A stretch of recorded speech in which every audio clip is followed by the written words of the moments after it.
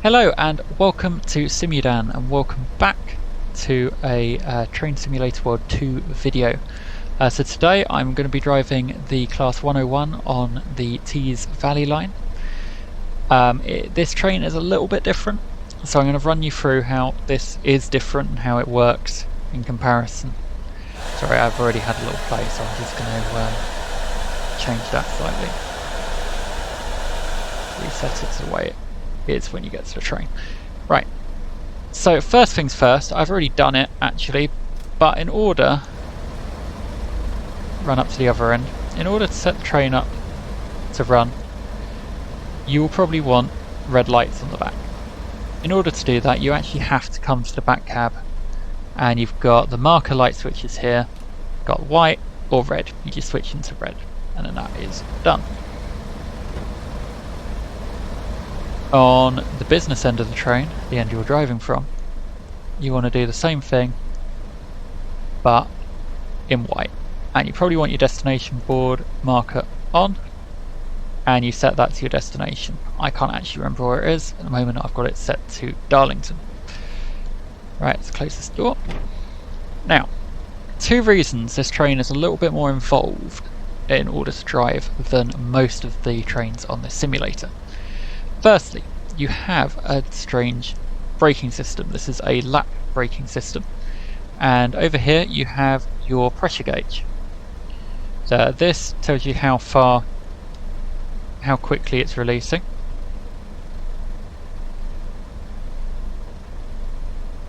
and this one actually tells you how far released the brakes are. So the higher the number, the more air passing through your brakes, the less actual stoppage there will be. So you need it essentially the lower number, the quicker you'll be slowing down. However, if I go to apply, I'm only at 30% there, and it's just dropping, and it's dropping, and it's dropping, and it'll drop all the way. Now, if I was moving, I'd be stopping at an alarming rate now. So what you actually have to do is, let's release those nice and quickly. You release your brakes. As you're going along, you keep it in lap. And to start, if you need to just slow your train, you just put a little bit of pressure in, probably until it's about the 15 mark, and the train will just slowly stop to the point, or slow down to the point you want. If you wanted to bring it to a stop, you probably want it to be more around about the 10 mark, possibly a little bit more depending on how quickly you need to stop. Right, so they are the brakes. The other thing that we have is a gear selector. A bit like driving a car, you have to change your gears every so often, well, or a manual car anyway. So in order to change your gears, use this handle here, or in the case of using keyboard shortcuts, you hold the control key and D to decrease, or A while holding the control key to increase, and you've got neutral there as well. So, start the train. We need to select first gear. We then need to release the brakes, and we need to just put a little bit of throttle in.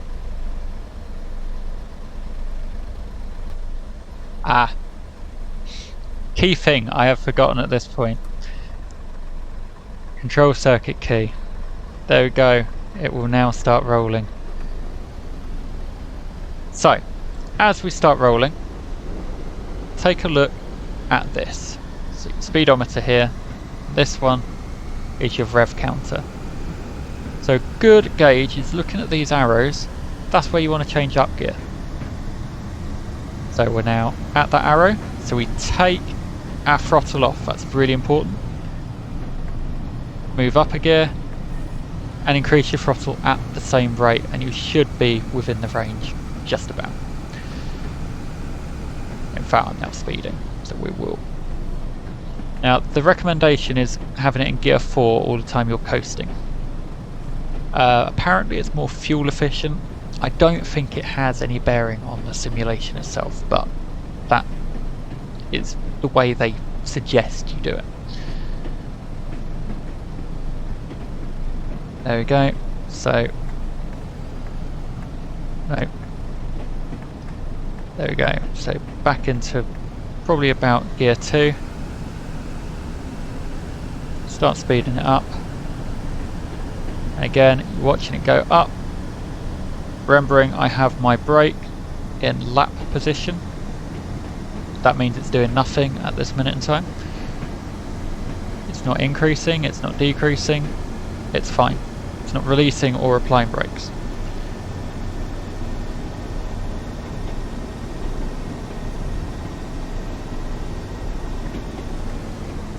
So there you go. That is the basics of the gear control. It's not that difficult. There we go. Change up again. Now what I did there is I put... It's possible to put the throttle in too quickly. So if the gears haven't engaged, then all you'll do is you'll over rev the engine. So what you need to do is make sure you've left a couple of seconds before you put in the throttle again. The other thing that people like me like to know about is down there underneath the seat you've got the AWS. Now if you don't know about the AWS, it's a hugely simple system. Here you have the AWS bus. That is literally all you need to know about. And there are little magnets essentially just up and down the track. As you pass over those, we will either get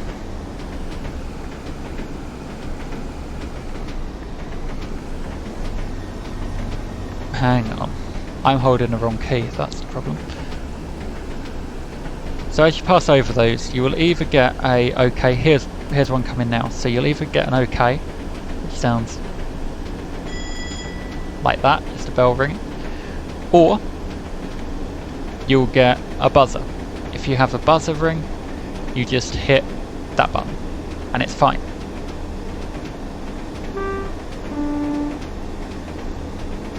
Or on the keyboard shortcut, it's the Q key.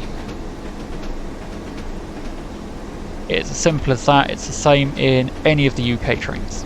AWS is a ridiculously simple system to use. If you don't push that button, the train will grind to a halt. So it is important to be pushing those buttons.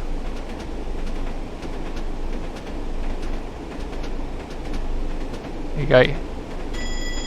Hear the bell again.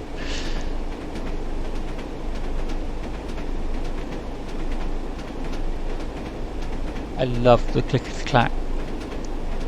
It's quite realistic in terms of like these old trains. I don't know why, but you really do hear that clickety-clack as you trundle along. It just feels real when they put that in these simulators.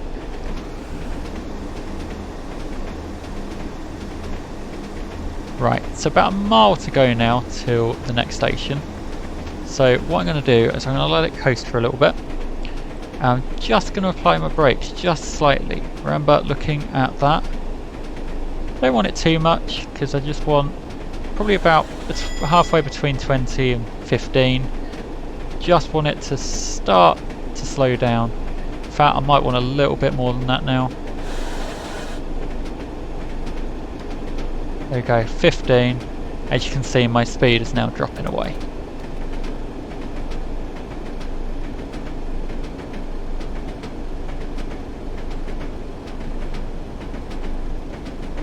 The thing is, it will now keep stopping at this rate until I either release the brake slightly or increase the brake slightly.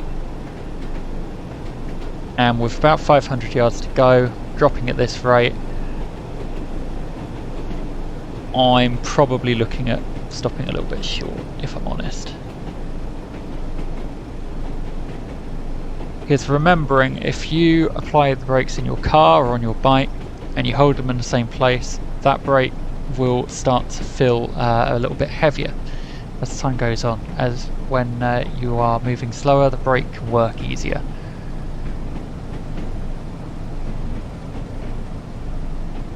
In fact, I'm going to overshoot this time. We'll keep it at that rate for a little bit.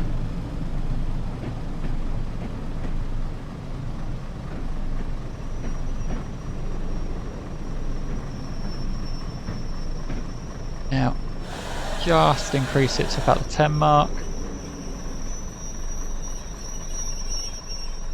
And bring it to a standstill. It is literally that easy. And that is all there is to driving this train. Remember though, when you stop at a station, reset that to 1, because it will be a pain if you don't. It is very easy to forget. And yeah, that is literally it for this train. So quick overview. Remember gear select 1. Well, first off, always remember to do the control key, set your lights, and then you've got your gear control to number 1. Just a little bit of throttle. When you get to that arrow, it even says up in it, look. Take the throttle off, up the gear. Keep this in the lap position at all times unless you are releasing your brakes or you want to just put that little bit more pressure in. It takes a little bit of getting used to. Practice makes perfect with these things. But usually you're not going to be looking at going, oh, I need to stop, let's have 88% brake, because when you do that, the pressure goes on ridiculously fast. So it is literally little light touches. You see how the pressure is just going up. If you were at 10, it wouldn't take that long.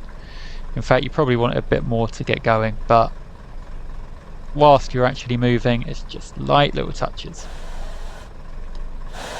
The other thing to remember, which I'd forgotten to mention until now, is when you are in gear, the train will move with the brakes off. So let's go for neutral, release the brakes all the way as quickly as we can, there we go. And the train's not moving.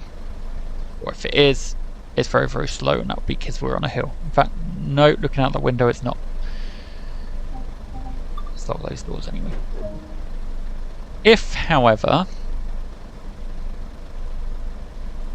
I put the train into gear, it starts creeping along. I have no throttle, it's idling. Throttle is idling. But it still moves because it's in gear. So that's just something to be aware of. If you have kept it in gear, it will start moving the second you take brakes off. But it won't go very fast, probably about 3.5 miles an hour. And then you need to start building up those throttles again. And that is it.